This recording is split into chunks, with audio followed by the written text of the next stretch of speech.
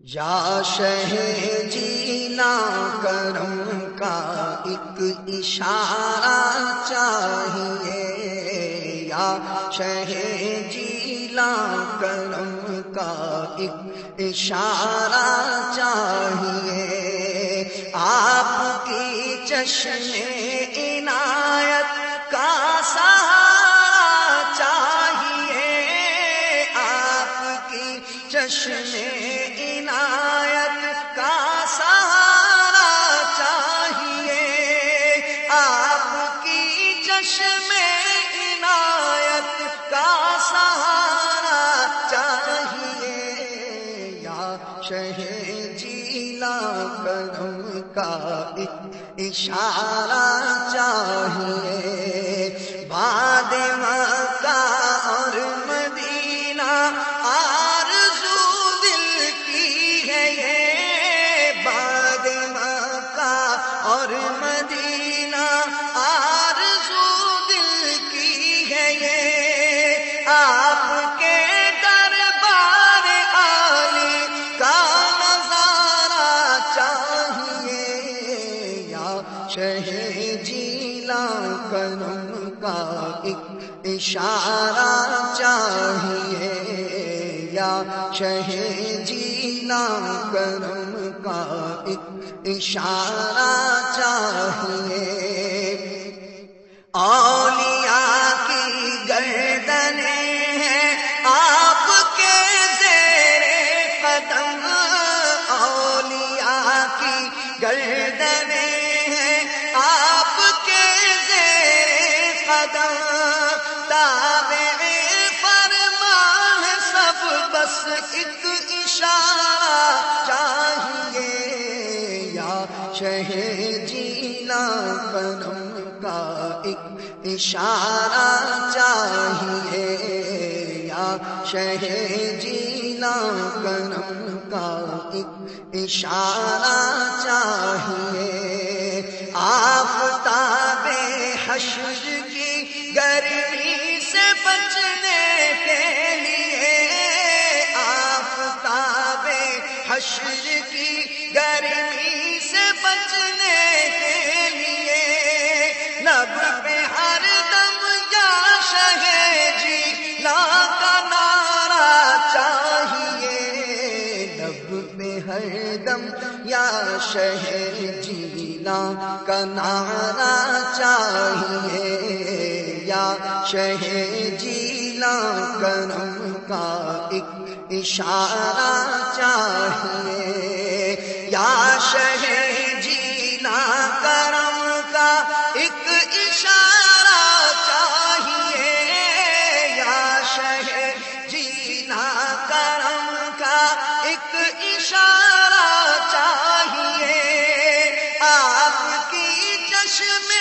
عنایت، آپ کی چشم عنایت کا سہارا چاہیے، یا شہ جیلا کرم کا ایک اشارہ چاہیے، صدق دل سے آپ کے قدموں پہ ہے خاکی نثار، صدق دل سے آپ کے قدموں پہ ہے خاکی نثار، آپ کے قدموں کا اس کو بھی اتارا چاہیے، یا شہ جیلا کرم کا ایک اشارہ چاہیے، آپ کی چشم عنایت کا سہارا چاہیے، آپ کی چشم عنایت کا سہارا چاہیے، یا شہ جیلا کرم کا ایک اشارہ چاہیے، یا شہ جیلا کرم کا ایک اشارہ چاہیے، یا غوث اعظم دستگیر، یا غوث اعظم دستگیر، یا غوث اعظم دستگیر، یا غوث اعظم یا غوث اعظم دستگیر، یا غوث اعظم دستگیر، غوث اعظم دستگیر، یا غوث اعظم دستگیر، غوث اعظم دستگیر، یا غوث اعظم دستگیر۔